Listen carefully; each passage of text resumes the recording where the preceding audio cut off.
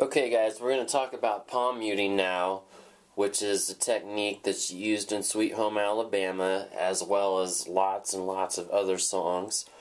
But what it is basically you are using your picking hand, your right hand, to slightly muffle the strings as you play them. So the way that you do this technique is you kind of want to think about that you're using this part of your hand, the side of your hand, okay, to do the muting. And the best way to think about it is you're going to make your hand kind of like you're going to do a karate chop, and then lay it flat on this part of the guitar. This whole thing is called the bridge, and this white piece right here is something called the saddle. So you want to do that karate chop and rest your hand right on top of the saddle, okay, like that, so that you have half of your hand is on the strings and the other half is on the rest of the bridge back here. And then what you want to do then is bring your hand to the string, okay, while you're keeping the side of your palm resting on the saddle there. Okay, and then you're going to play it so you have that muffled sound. Now you can adjust how light or heavy your palm mute is by moving your hand back this way so you have it more off of the saddle.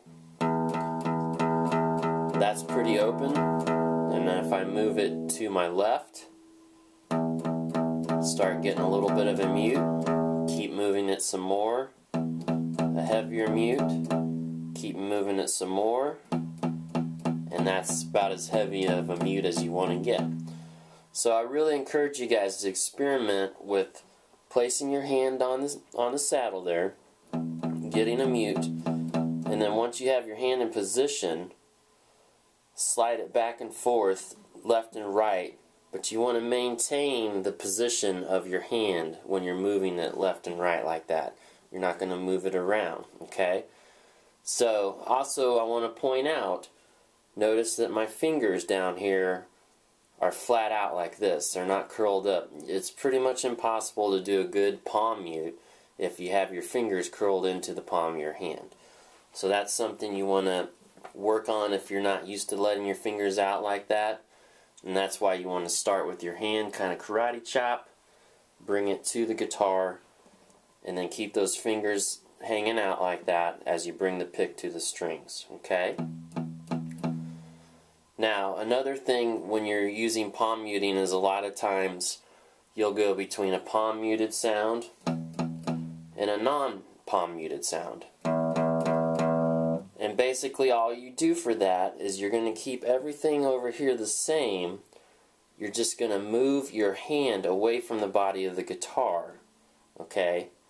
Now, I'm exaggerating the movement. In reality, you're only going to move 1/8 to 1/4 of an inch, just enough to get your hand off of the saddle, to get your palm off the saddle, and then you put it right back on.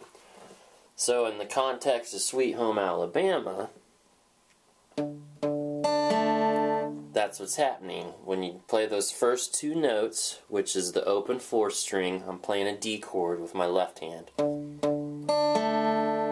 Then for the other notes, I lift my hand away from the guitar slightly. Okay? And then when you go to the C add 9 chord, same thing, and then to the G chord. So those first two notes, which are the bass notes of the chord, also the root notes, or you might consider them the name notes, you're going to apply a light palm mute.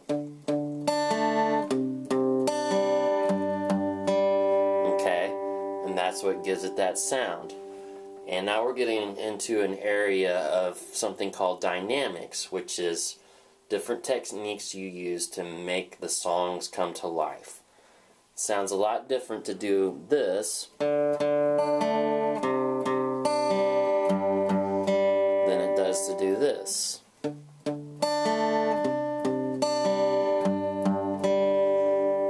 Okay, now of course the original recordings on electric, so with electric guitar, palm muting is used even more, Okay, so we're kind of doing a lot of electric guitar techniques with this palm muting stuff, but it is helpful to be able to use it in acoustic guitar, because there are times when you use palm muting in acoustic guitar as well, just to give your playing more punch. Okay, one other thing that I want to mention before I finish this is when you're doing palm muting, the thing that you want to think about is when you move from which string you're playing. So in this case I'm playing the 6th string. If you move to another string, say the 5th string, you want to keep all of this the same, but just drop it down toward the floor and 1/4 of an inch, you know, the distance from one string to the other. So you're kind of keeping your hand and your thumb are all relative to the string in terms of their posture and their orientation. So let me go from the 6th string to the 5th string to the 4th string to the 3rd string. So you just move your hand up and down like this. And the reason for that is at that point, this part of your palm is what is basically in contact with the string, because when you bring your hand like that, you're curling it, which brings this part of your palm up off the string.